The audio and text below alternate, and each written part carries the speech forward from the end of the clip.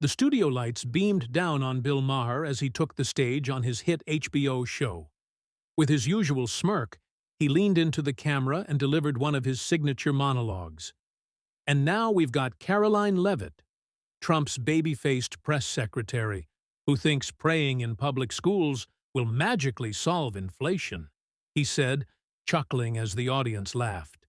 Seriously, how many crosses does she need to wear before she starts answering real questions?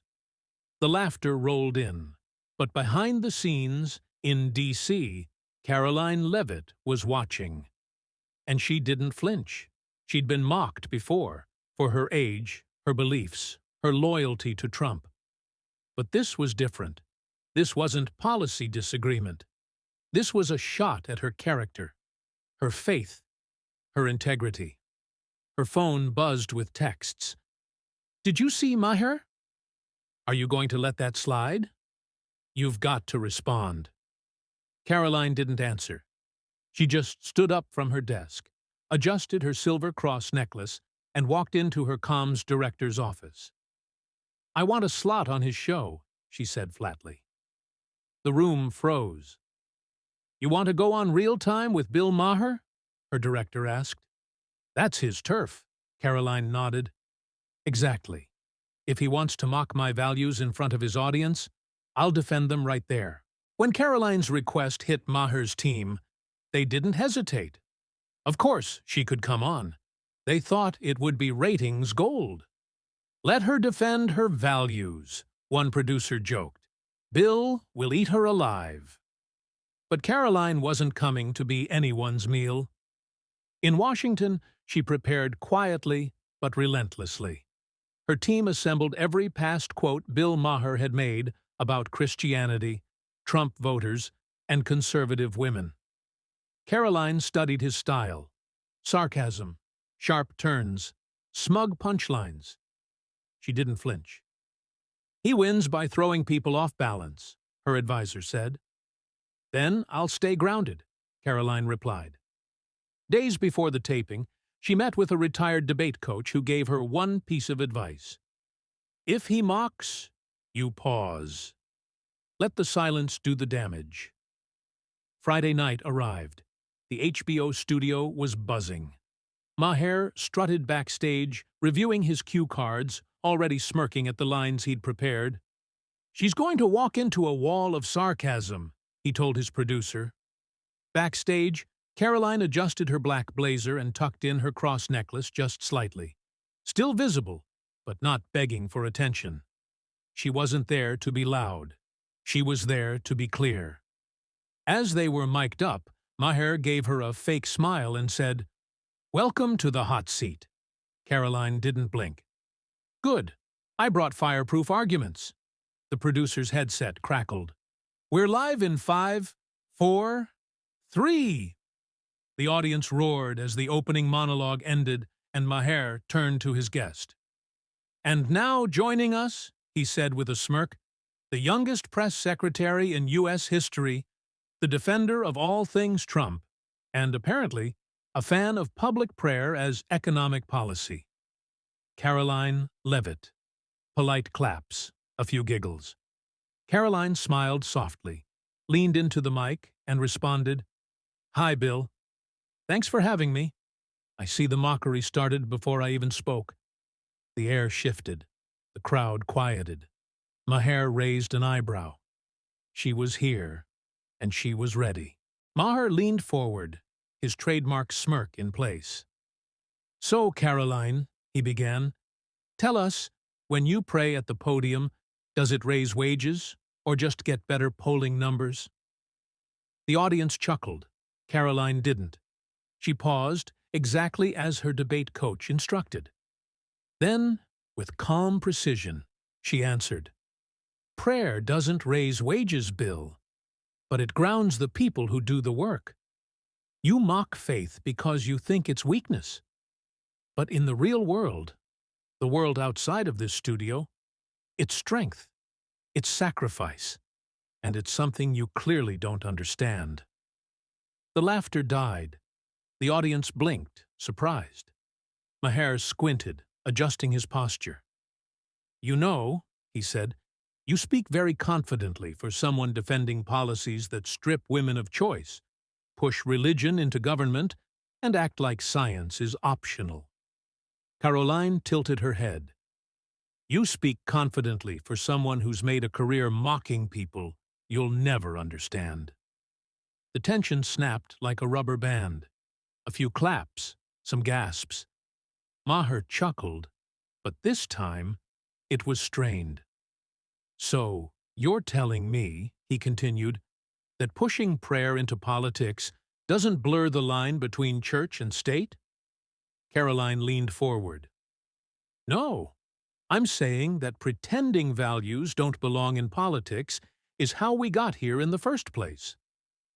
When leaders ditch morality for applause, we don't get progress. We get chaos. You laugh at people who kneel to pray. I'm more worried about the ones who bow to power." That line landed hard. The room shifted again. Even some of the audience members who had come to see Maher roast her were now just listening. He moved to speak, but paused. Karoline folded her hands, her cross glinting under the lights. "You asked for a conversation, not a comedy sketch. So let's actually have one." Bill Maher stared at her. For the first time that night, he had no punchline. The audience was still, caught in the awkward space between late-night satire and something heavier. Karoline wasn't playing defense. She was reframing the whole stage. Bill Maher forced a smile, trying to keep things light. "Okay," he said, "so let's assume prayer works. What about policy? You support a president who, let's be honest, barely opens a Bible." Karoline didn't blink. "Bill, I don't follow Trump because he's a pastor. I follow him because he fights. He fights for borders, for jobs, for people who get mocked on shows like this one." She turned slightly, gesturing toward the studio. "You sit here in a studio in LA, mocking half the country, and then wonder why no one listens to your version of compassion. Faith isn't about perfection. It's about principles, something your side seems to trade for applause every 4 years." The room got tense. Again. Bill adjusted his seat. "Wow," he said, trying to laugh. "You really came loaded." Karoline smiled. "You fired the first shot, Bill. I just brought better aim." A few members of the audience chuckled, this time with her, not at her. Bill tried again. "Let's talk about abortion," he said. "You're pro-life. How do you expect to lead a generation that demands choice?" Karoline leaned in. "By telling them the truth. Not slogans, not fear, just truth. I don't tell women what to do with their bodies. I tell them what the media won't. That abortion is not empowerment, it's surrender. And you can scream freedom all day long, but if you have to silence a heartbeat to feel strong, you've misunderstood power." Gasps. Audible ones. A young woman in the second row covered her mouth. Karoline wasn't yelling. She wasn't preaching. She was cutting straight through the noise. Maher sat back for the first time, crossed his arms, blinked a little faster. "So," he said, voice lower, "you came here to win." She held his gaze. "No, Bill. I came here to make you regret ever mocking what I believe in." And just like that, the applause came. Not wild, not forced, just real. Bill Maher looked at his producer off stage. For once, the joke wasn't on Karoline. It was on him. The tension in the studio was thicker than ever. Maher, clearly rattled but not ready to concede, leaned forward. The glint in his eye had shifted. Less smug, more defensive. "You know," he said, "you talk a lot about values. But your party props up a guy with 3 marriages, a history of lies, and scandals too long to list. Is that what Christian leadership looks like?" The crowd murmured. Some clapped. Others leaned in, waiting for Karoline to stumble. She didn't. Karoline kept her posture firm, her voice calm. "Let me tell you something about hypocrisy, Bill. It's not exclusive to one party, and I'd rather stand beside a flawed fighter who defends what I believe in than sit with polished phonies who say all the right words while selling out their principles behind closed doors. You mock Trump's flaws, but ignore your side's moral bankruptcy because it comes with better optics." Maher chuckled nervously. "You think you're the moral authority now?" he asked. "No," she said. "I'm not the authority. But I'm not ashamed of what I believe, and I don't outsource my conscience to Hollywood." The audience reacted, loud this time. Applause rolled through the room, mixed with a few groans, but undeniably stronger than Maher expected. Bill raised his voice slightly. "You sound like someone who's memorized a playbook. Religion, Trump, border, rinse and repeat." Karoline didn't even blink. "And you sound like someone who's been reading punchlines off cue cards for 20 years and calling it wisdom." That hit like a body blow. The audience froze. Some laughed. Some stared at Maher, waiting for a witty comeback. He opened his mouth, but nothing came out. Just a chuckle. Shallow. Weak. "I like you, Karoline," he finally muttered. "You're dangerous." She smiled for the first time that night. Truth usually is, Bill. That moment, clipped and captioned, would hit X before the credits rolled. And in that instant, it was clear. Karoline wasn't just winning the conversation. She was owning the moment. Before the studio lights dimmed and the credits rolled, X, formerly Twitter, was already on fire. The clip of Karoline calmly saying, "You read punchlines off cue cards and call it wisdom," hit 1.2 million views in the first 30 minutes. Someone slowed it down, added dramatic background music, and titled it, "When the Joke Backfires."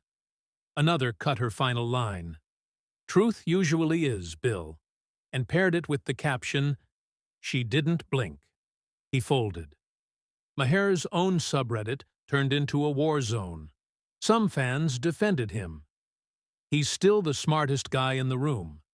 But others weren't so sure.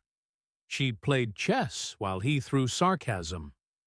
On YouTube, conservative channels uploaded the full segment within the hour. Karoline Leavitt wrecks Bill Maher. Watch before HBO deletes it. Fox News had the clip in rotation by midnight. By morning, the headlines varied, but one thing was clear. Karoline outsmarts Maher in primetime clash. Maher's mockery backfires, faith strikes back.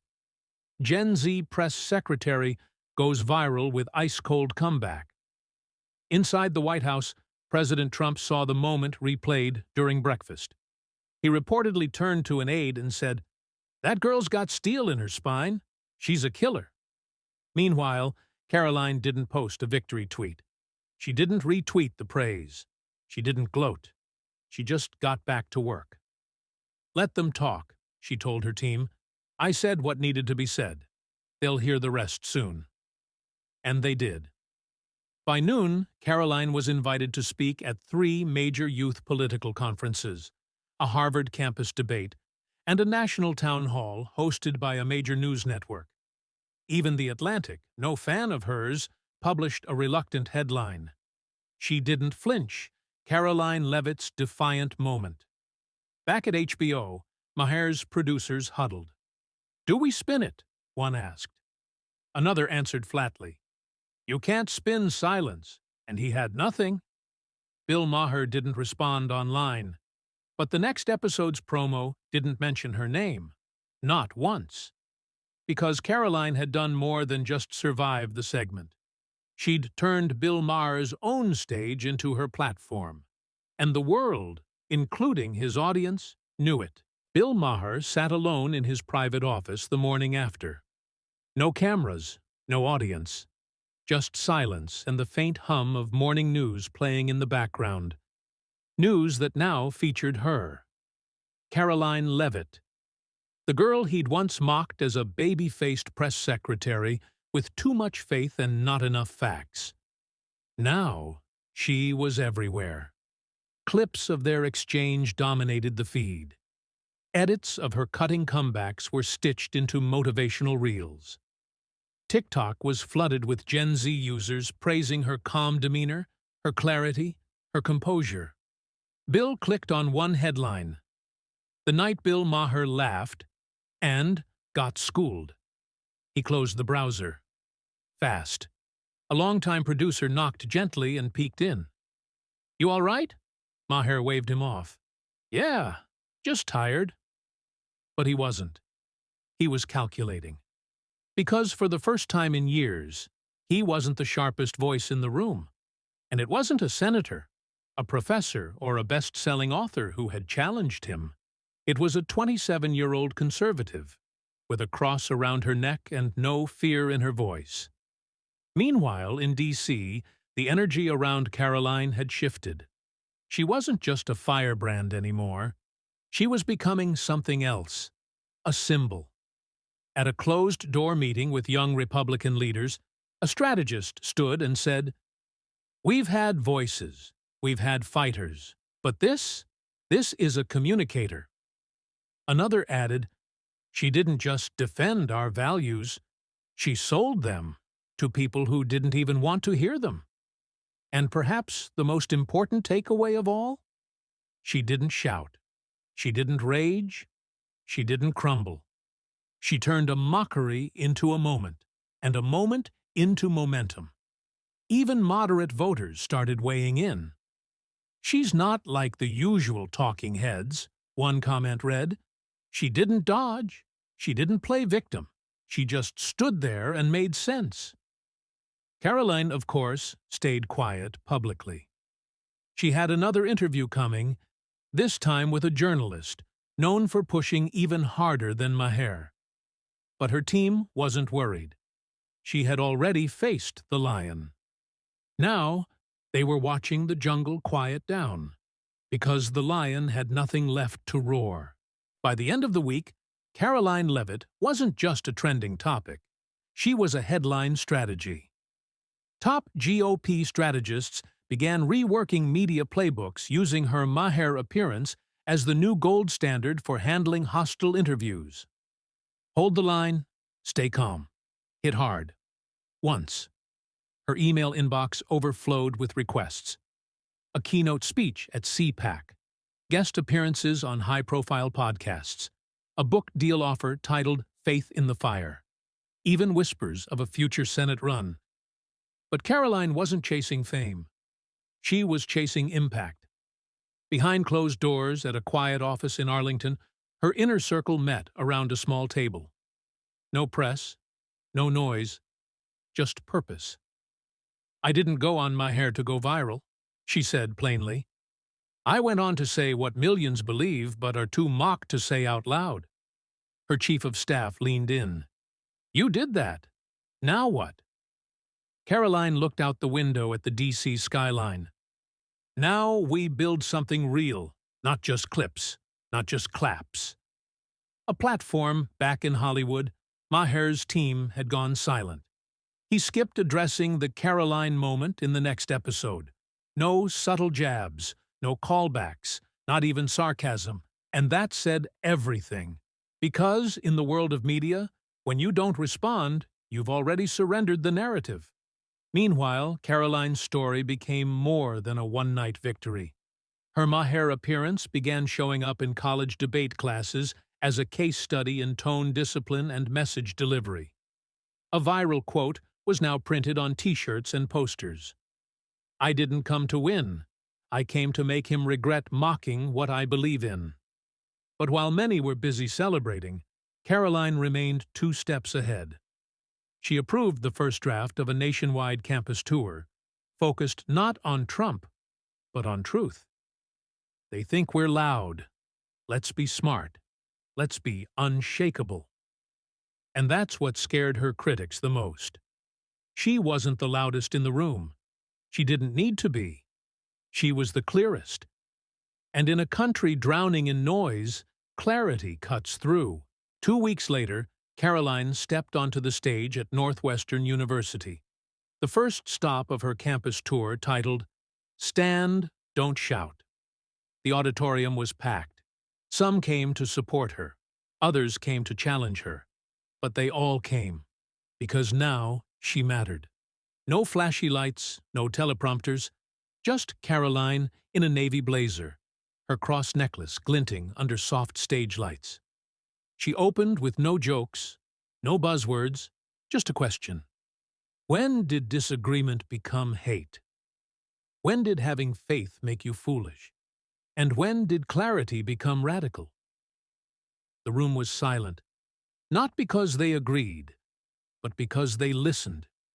Across the country, campus newspapers started writing about her. She doesn't dodge hard questions. She answers them with harder truths. Karoline is not what you expect from Gen Z, and that's exactly her strength. Clips from each event flooded TikTok and X. One quote hit 10 million views. You don't have to scream to be heard. You just have to stop apologizing for what you believe. Even liberal commentators began to take notice. On The View, Joy Behar scoffed, "She's dangerous because she's polished." Sunny Hostin added, "She's not loud, and that's what makes her effective. People are listening." Meanwhile, Maher remained silent. He hadn't mentioned her since the episode, but producers from competing shows took notes. Several even offered her guest slots. Ones she turned down politely. "I'm not here to go viral again," she told her team. "I'm here to build something that lasts longer than applause." At Georgetown, a student asked her during Q&A, "Do you think Bill Maher will ever invite you back?" Karoline paused, smiled faintly. "He doesn't need to. He already gave me the microphone, and I'm not done talking yet." Thunderous applause followed, not because she shouted, but because she spoke with the kind of confidence that can't be faked. And in cities across America, from D.C. to Des Moines, people who once rolled their eyes at her now leaned in when she spoke. Not everyone agreed, but now everyone listened. Back in L.A., Bill Maher stood alone in the dim hallway outside his studio. The applause from that night's episode echoed faintly behind him, but it wasn't for him. It hadn't been for weeks. A staffer approached, hesitant. "You sure you don't want to mention her? Even a quick line?" Maher shook his head slowly. "Number. She's already won the silence." He walked toward the exit without another word. Across the country, Karoline Leavitt stood in front of a crowd of 5,000 at the Faith and Future Summit in Dallas. It was her biggest crowd yet. She wore her signature blazer. The silver cross glinted in the spotlight, now iconic, now defiant. The crowd quieted as she stepped to the mic. "A few months ago, I was mocked on national television for what I believe, not my policies, my faith, my values. And I had two options: stay quiet or speak." She paused, the audience holding their breath.